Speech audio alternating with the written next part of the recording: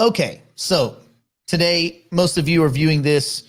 If you can see this, then I've already been killed. No, it's not really a James Bond thing. This is more important than James Bond. So many of you guys know that I've been very interested in a project called Samot.club, and I've been showing you my cool Samots. They're these really badass NFTs that are they're kind of creepy. They're kind of interesting. They're very culturally significant, and I think maybe misunderstood by the American audience, but very well understood in Central and South America and parts of Europe, where they kind of embrace a lot of value and cultural value that we maybe miss, at the grocery store in Los Angeles. So I thought, well, the only way to truly explain to you guys why this is so badass is I got to get the people that created it. That was their idea. So Nick is the man. Nick is like the man behind, like if you flip the curtain, that is what's under the curtain is Nick, or someone that works for Nick. So Nick, I'm very excited. So we're going to talk about Samot today. And I thought a good place, as comfortable as you are, tell us just a little bit about you and maybe a little bit about how you got inspired to launch this project. Well, Nick, nice to be here. And yeah, we should have different names to make a bit more diverse the podcast. But yeah, basically, I was into all the Latin American art background with all these people. They are all like underground artists in general, a bit more not so mid-career, more like emergent artists. And once I saw all the drive these guys were having and all the enthusiasm they were projecting into their art, and COVID came and they started having a really hard time.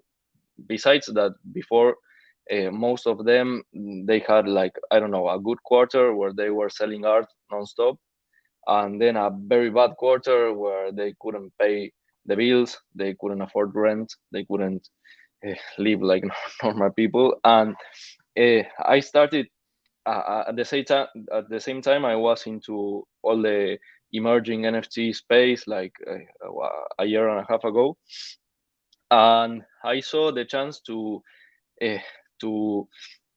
conduct all the to drive all that hard work they were putting into without a lot of result into the internet, into the digital art. So I started talking with a lot of the guys and started like showing them or telling them what was all the NFT mania about, and they clicked on a second. They saw the opportunity that the creators economy was bringing to the art world, and they started all working.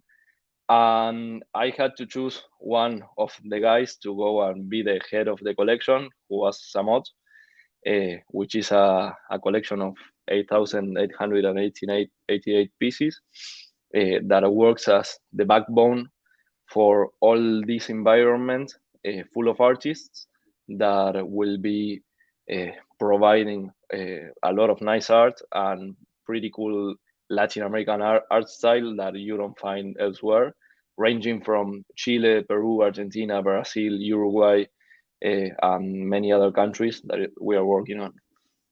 So let me ask you this. So, okay, you got into the NFT space a while ago, maybe what, a few years, kind of at the early side of the NFT kind of boom, right?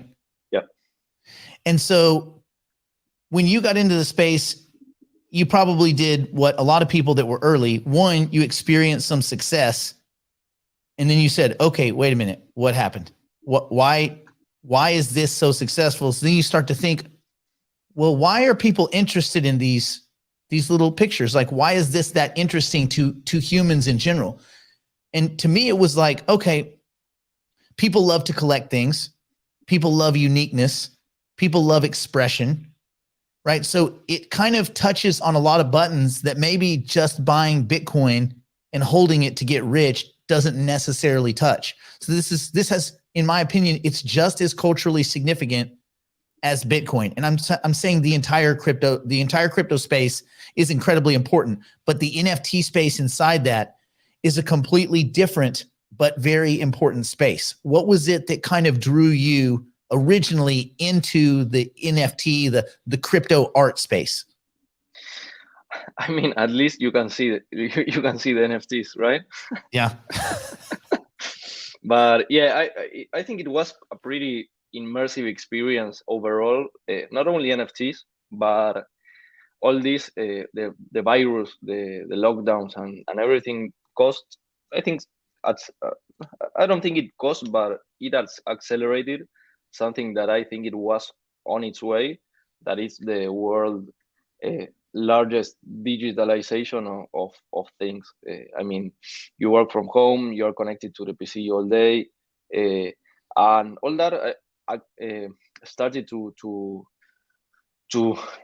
provoke the rise of the metaverse, which was lingering as some CryptoPunk idea, something beside the usual conversation.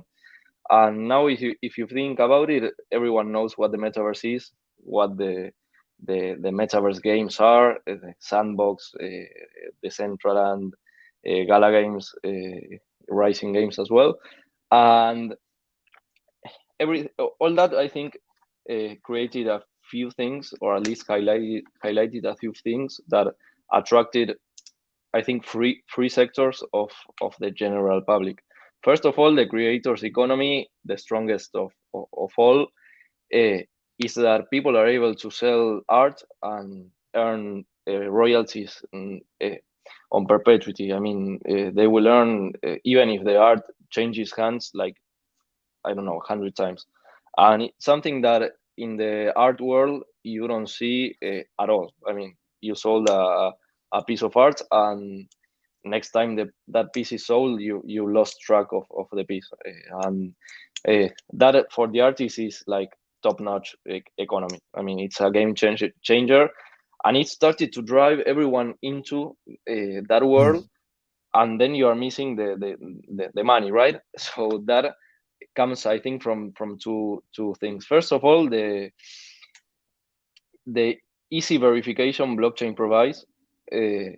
You are able to check when the piece was minted or created, who created it, where the piece is, who is the owner, and that for an art collector, I think we have yet to tap the full potential of that, but I think it's a pretty interesting feature.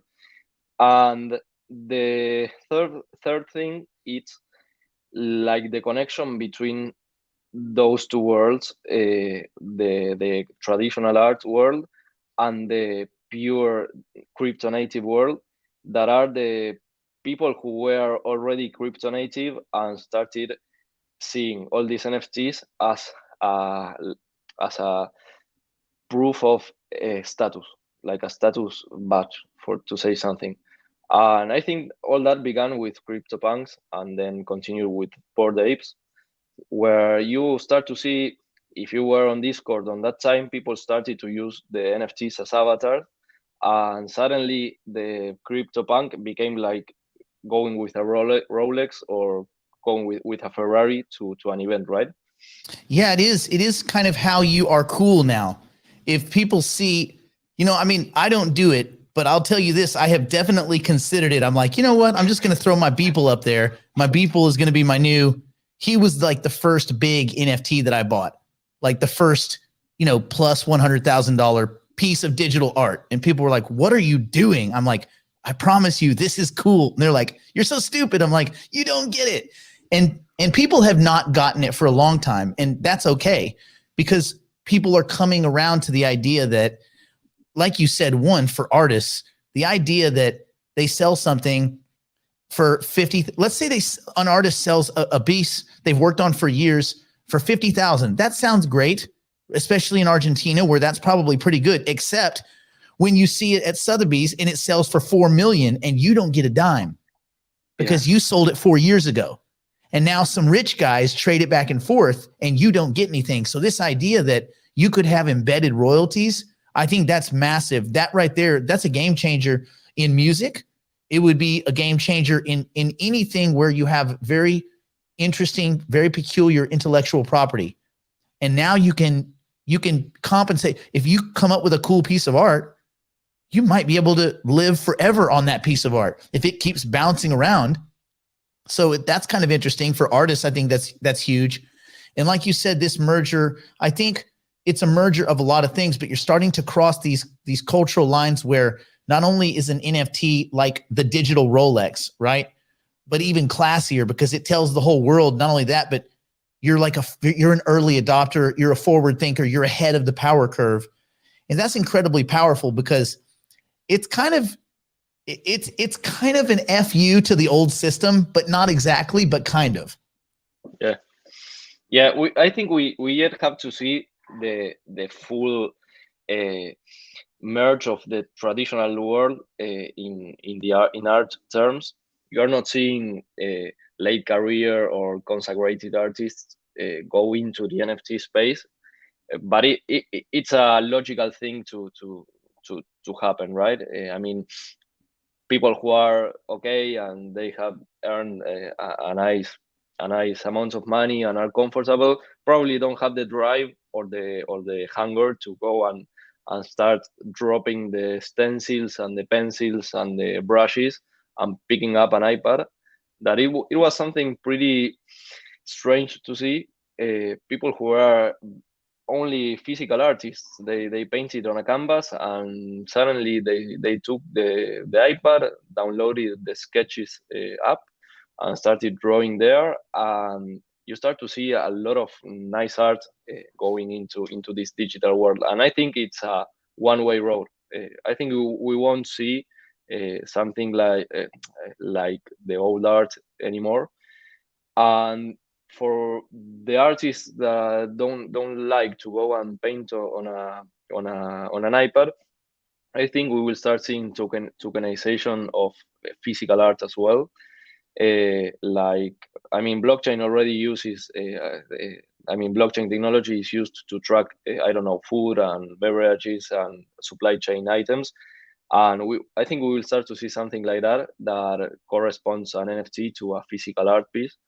And some kind of hybrid will be at least the most TradFi scenario we will be seeing onwards.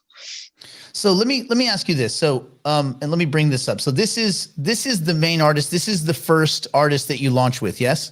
Somewhat, yeah. So tell me a little bit. So obviously Samot.club, it started with Samot. So tell me a little bit about what led you to say, okay, this is the guy. I was already consulting for several projects in the NFT space, and the thing I was not comfortable seeing was that it all seemed too canned. I mean, all this art you generated algorithmically. They are all like base layers, standard layers, and if you scroll pretty quick in all collections, including Bored Apes or CryptoPunks or any other big collection, they are all pretty standard. And this guy, I was scrolling at his art, and I thought for a second, with all the art he's doing, you can create an algorithmic collection with a statistical rarity, and you can play a bit with all the layers that a Python algorithm uses to generate these collections. So we started to try and test a lot of different art layers. We generated 200,000 pieces, from which we curated the final 8,888 pieces.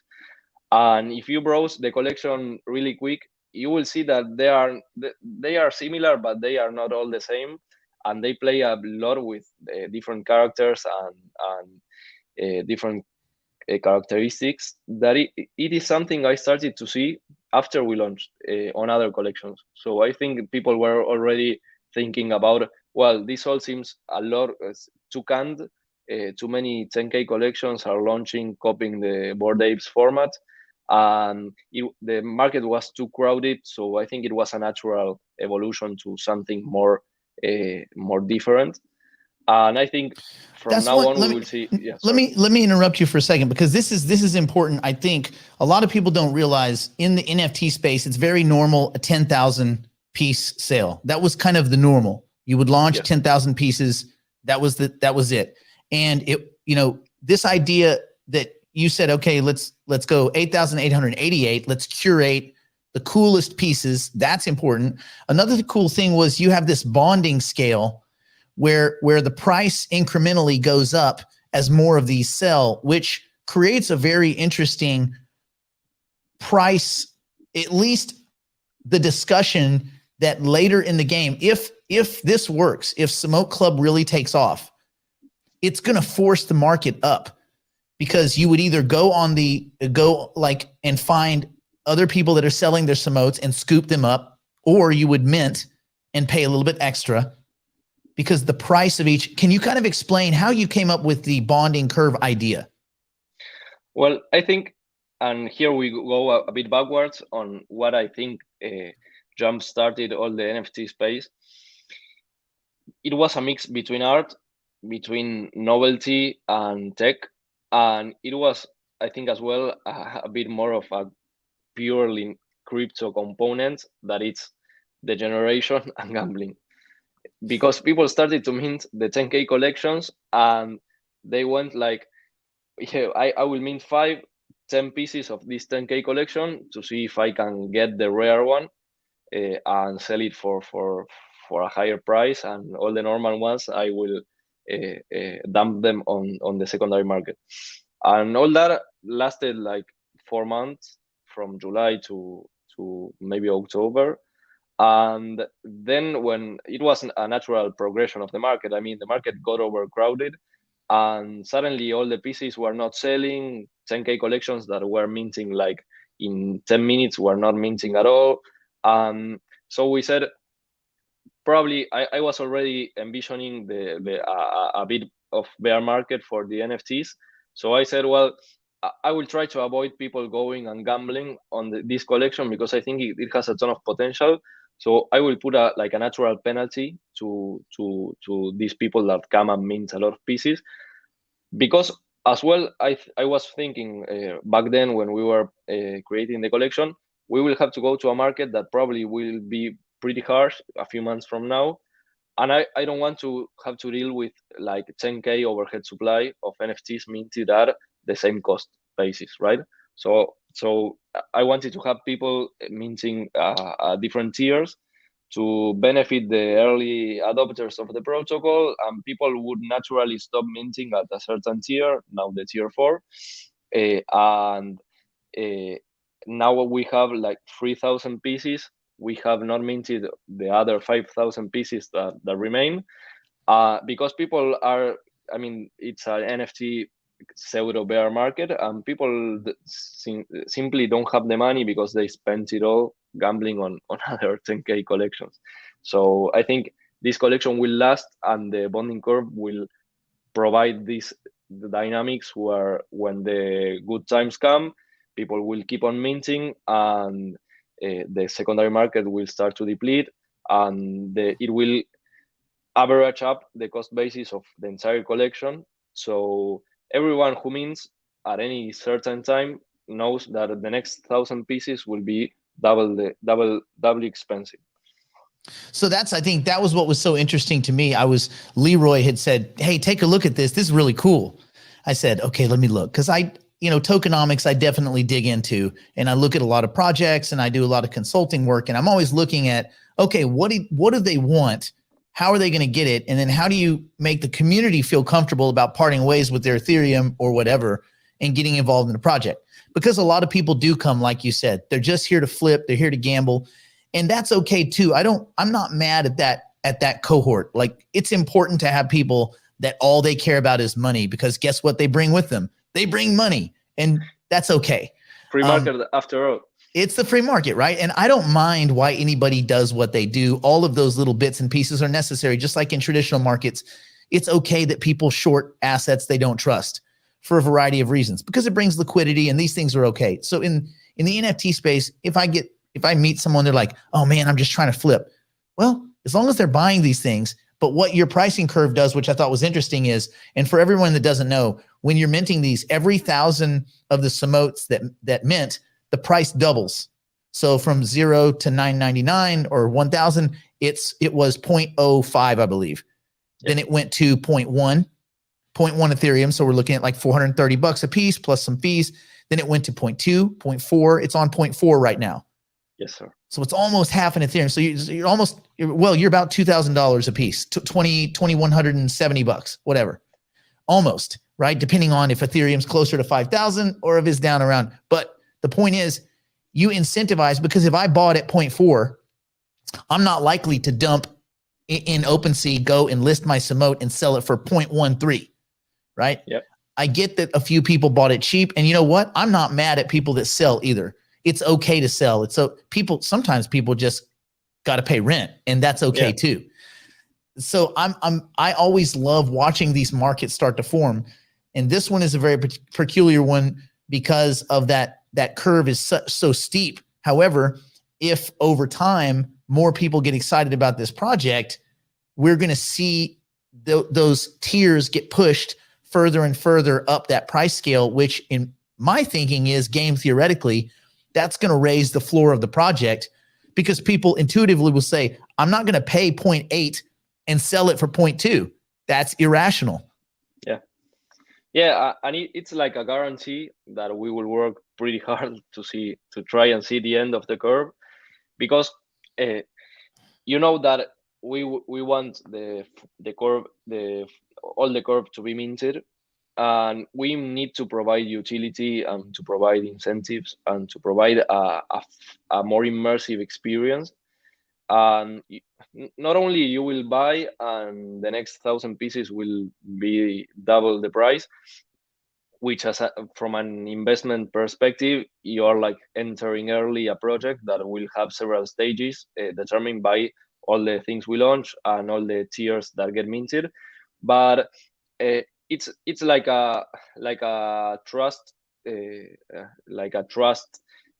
statement where you know that we will be working hard for people to mint all the tiers, and eventually we need to deploy a lot of work to do that. If we wanted to rise to do a cash grab, we would probably have gone with 0.05 for 10K collection, see how much money we got.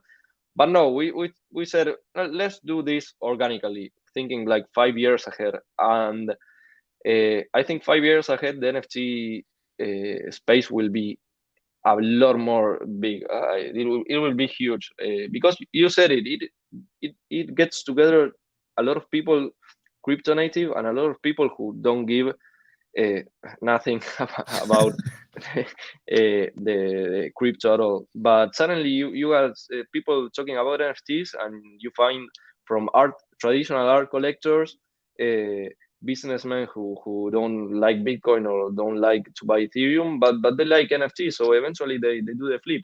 You start seeing musicians like Snoop Dogg that bought a Fidenza a few weeks ago. You start to see NFL players, football players. Messi launched his NFT collection like a few weeks ago, and you never seen Messi buying Bitcoin or Messi endorsing Ethereum, right? But the guy launched an NFT collection, and yeah, I mean, it's like a marketplace for everyone. I don't know anyone who hasn't liked one NFT at least. Yeah, you're always going to find something that's cool somewhere, right? Yeah. Some blob of color that you just find fascinating. Okay, this is the roadmap. So this is the Samot roadmap as far as I know. Tell me, what am I looking at? And tell me a little bit about what is the plan as far as you guys move forward. What is the plan for Samot.club, and what are some of the things that we could look forward to? Well, our protocol, it's the most peer-to-peer thing. I mean, we are all the profits are destined to a community wallet where people, and a team wallet where people choose where to spend the money. and a team wallet where from which we pay everyone who goes and work on something related to Samot. And thanks to that, we already have like 40 people on the protocol working. And that was the initial stage, building all that environment, the community, which all the guys are like top-notch, a top-notch community. They are interacting all day. We have a blast. We have fun every day and share a lot of art and a lot of ideas. And that phase is the phase number one, which is completed already. We have all the basic functionalities of any PFP collection, the profile picture collection. And we already launched the second collection, the pyramid one, which is another artist that works pretty much, a lot, very close to Samot. And now the next step is building the token environment. And let me ask a question really quick. I know that some people don't know this, some people do. This is going to be a launch pad for a lot of artists, but not just visual artists. Some of these would be musicians. This could be clothing lines. So you're not just attacking, it's not just digital pictures and JPEGs. This is an on-ramp for kind of Central and South American art and culture to make its way into this space. Yes, it's a bold statement from Latin America, and we have a lot of really, really hardworking people, very talented as well, and we are attacking all fronts. We are going for the fashion brands and for all the clothing art front. We are going for the classic NFTs collections from plastic artists. We are going for the music NFTs as well. We have several musicians on board with some 3D animations and 3D animated exemplars that are made by some pretty renowned companies with US based. And one of the guys we are launching in December, we have not announced it yet, but the animations are made by the same company that works with Justin Bieber and Ariana Grande, and as well we are going for the gaming industry. We are already in the works for developing an arcade game for starters. The idea is to merge it with a role-playing game, but that will take like a few months from now, and all that will be like connected from the main collection, which works as a skeleton for everything. You hold a Samot and you access all the benefits that we offer. The main benefit is that you have the Samot, you stake the Samot, and you earn a yield on the Samot in tokens. And the tokens, Let's talk about that. So this has been the first project as far as I understand. Some other projects have launched tokens against the NFTs. In this case, you're actually implementing staking in the same way that I could go stake Cardano and get my 5 to 7% a year. You can stake your Samot NFTs. Yes, sir. It's like a loyalty statement from the consumers. I mean the holders.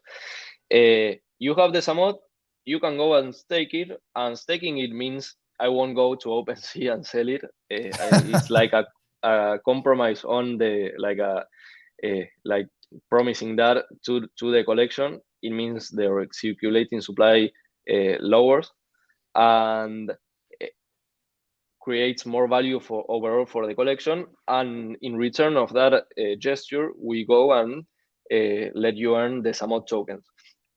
With those Samot tokens, you're able to, you can go and, I mean, in the future, you will be able to go and cash them on some centralized exchange, or you can use the Samot tokens to buy any of the products we will be loading into our environment that mainly consists on art from Latin American artists, eventually probably from all the world, artists from all around the world, and musicians as well. You will be able to use it as in-game currency for all the gaming platforms we are developing, and for all the merchandise and the clothing lines that we are working on as well. So all the products we will be having will be only for Samot stakers. That it's the idea of building the community around. And we already have like 400 stakers on the protocol. So, okay, I got to ask you, when are we going to see Samot designs on a pair of Gucci's? We are working on that. I cannot tell too much, but we have some pretty big clothing lines on the desk, and which it was something I wanted to see realized, and I'm not seeing too much now. I mean, that tells you the market is still early, but I want to see something like Zara or Guess or some international brand working with NFT to have a specialized clothing brand, and we are already in the works on that. And the idea is that staking provides you tokens, and you're able to go and claim them for free. That's the idea behind all the staking. I stake these are mine, by the way. If anybody's curious, they're 40 Ethereum each. If anybody wants them, please reach out to me directly. They're not 39.9, 40 each Ethereum. That's the low ball. All right. So I like these. I got all sorts of cool ones, and I'm pretty happy with my stash. Hashtag not for sale. But so I can stake these, and I've actually just been fishing for low Ethereum fees so that when I stake them, because Ethereum is its own quagmire, and we all understand that. However, I stake my Samots. I get the Samot token when you guys win, not if, when you come out with the, well, we'll just say maybe Gucci. Like I have the Mickey Mouse Gucci's. Do you know what these are? The ones with the Mickey Mouse on the side? Yes, yes. And everybody's like, those are stupid. But what I do is I make my watch face on my Apple Watch also the Mickey Mouse face, and they say, oh, that's dope. Then it's cool, right? So they're like, anyway, so I want my Gucci's or get with a Visu. I like a Visu also. They do, I don't know if you've seen their jeans, but they'll do an embroidered, like all of these cool cartoon characters. Yes, yes. The jeans are awesome. Yeah, they're awesome. So when I lived in Europe, I lived in Spain and France for a long time. And that was like, if you were cool, you had a pair of Evisu. But if you were really cool, you had a pair of Evisu with Felix the cat.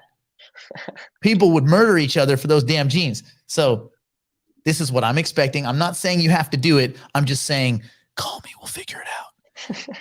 So you would be able to use these tokens, that you'll be getting is it like every month you'll get your staking rewards? Yeah, I mean, it accrues like by the second. So whenever you want, you unstake the Samot and you get you can get the NFT back, and you don't have to have the NFT locked any period of time. I mean, you stake, you accrue, you unstake.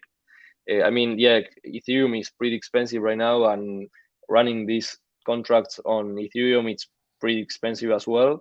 So probably not a big incentive to stake and unstake quickly, but it will be worth the wait. I mean, we are working with several big brands, and the idea is to, I mean, and this is like a fun fact, an Easter egg. Samot is a guy who goes around Buenos Aires painting all the buildings he finds. The government was tired of having to go after the guy, and they made a deal with the guy. They told him, well, we tell you where you can paint, and you can go and paint. And all Buenos Aires is full of Samot art, and we made a graffiti contest where people were able to participate, and we have like more than 40 entries around the world. The idea is to expand the brand on street art, on clothing, on gaming, on the purely crypto space, and having people recognize a Samot. I mean, you will be in Miami and you will see somebody with a Samot shirt, and you will say, oh, look, a Samot. And yeah, if we can get, I personally love Adidas, so if we can get some Yeezys or some superstar by Samot, I will be pretty happy too. So then I can use my tokens and I can buy cool stuff, and that's basically the only way to get access. Yep. Ooh, an insiders club. This is good. This is good. So okay, you're touching all the right buttons for me. So I like this kind of stuff. For me, it's like shoes. I'll spend stupid money on shoes, and then I'll wear like $3 worth of clothes. I'll go to like Ross and I'll buy like the cheapest clothes on the planet, or I'll borrow some from a homeless guy, but I'll wear some badass shoes. So anyway, this is all really cool. So we have staking, we have the token that's coming. Let's move past that for a second. So when we were looking at this kind of roadmap, so you said we're about halfway through the roadmap. Is that right? Kind of give us an idea where we're at. So we're on phase 2. You just did the pyramid launch. Yeah, and we are on the blue staking balloon that Okay. should be ready this week already. The staking is available, but we are doing staking B2, which will be a lot more gas efficient, and it will be like 10 times cheaper than the actual staking contract we have. So people have to spend less on the contract.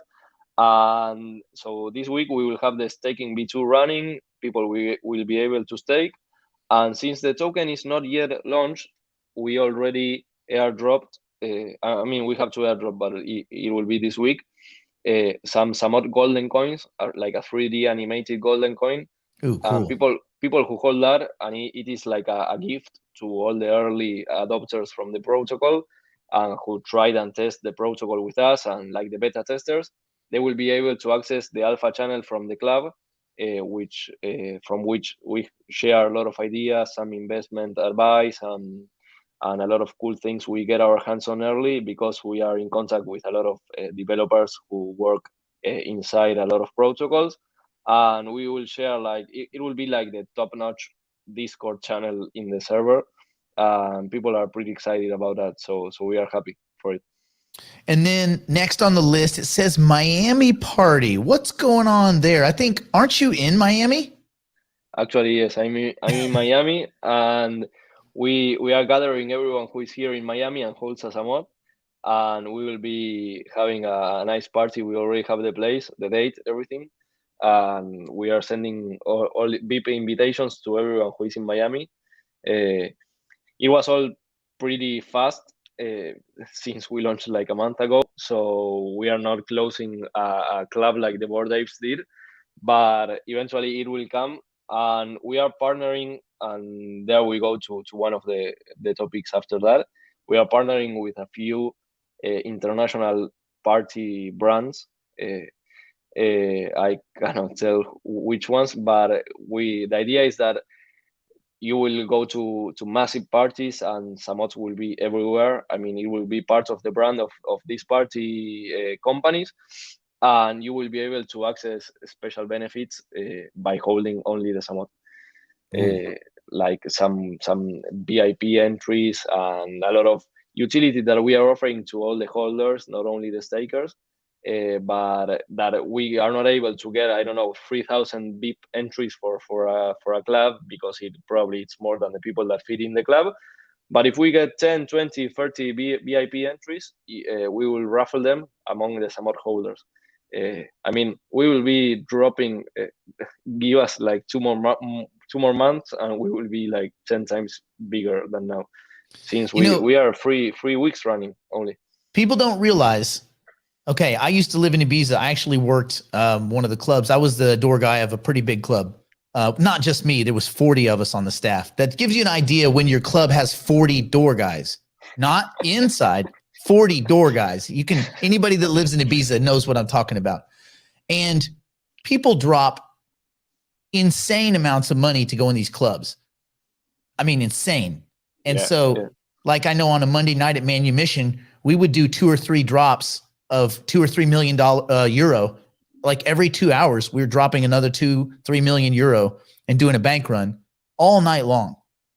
And so to get into the VIP of any of these clubs, it's just a different planet. So for me, also worth it, because a lot of cool stuff happens. Since you mentioned Ibiza, there is a brand that it's in both Argentina and Spain that you will probably be familiar with. The cherry brand. We are working on getting something with that.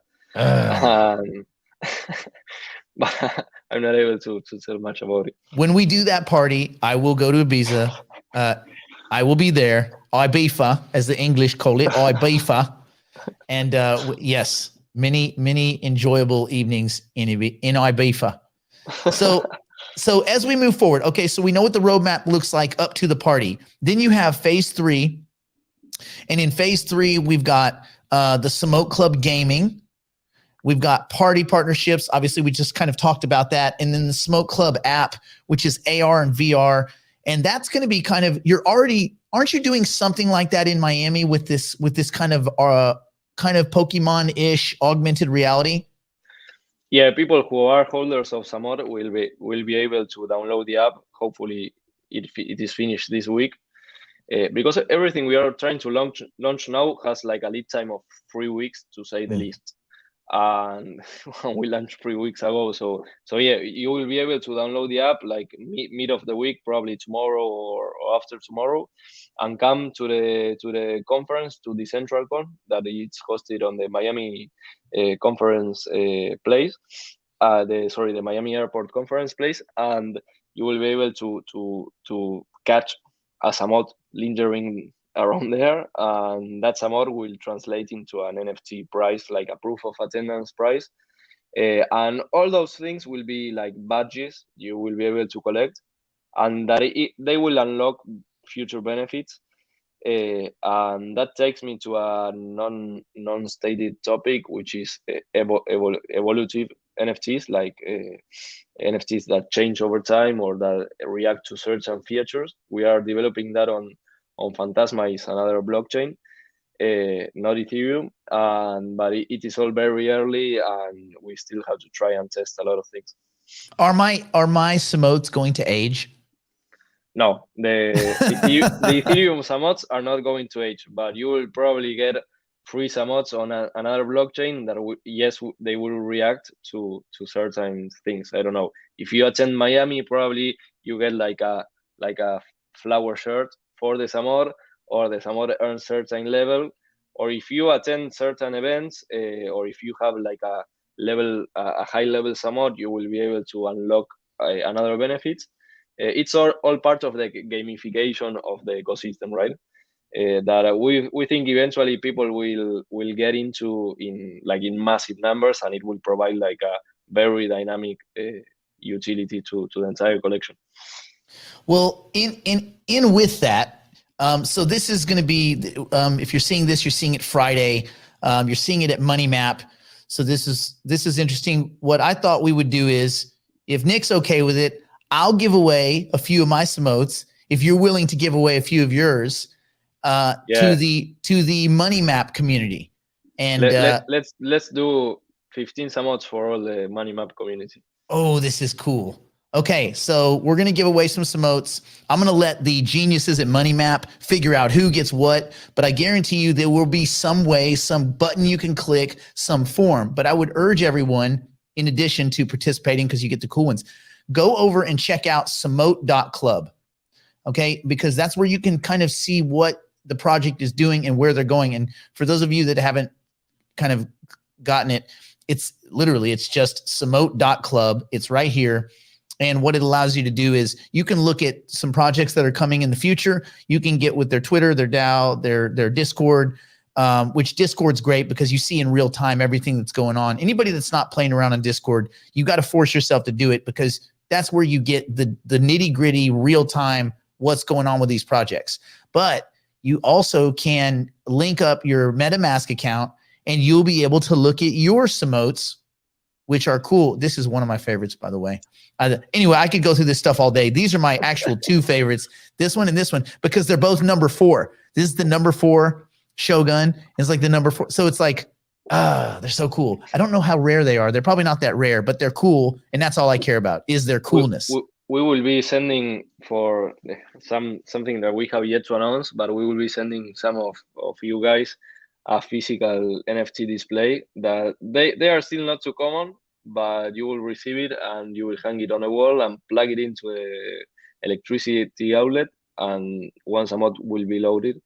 But you will be able to browse your entire Samot collection and have the one you like most on the hanging on the wall. You're tickling my NFT.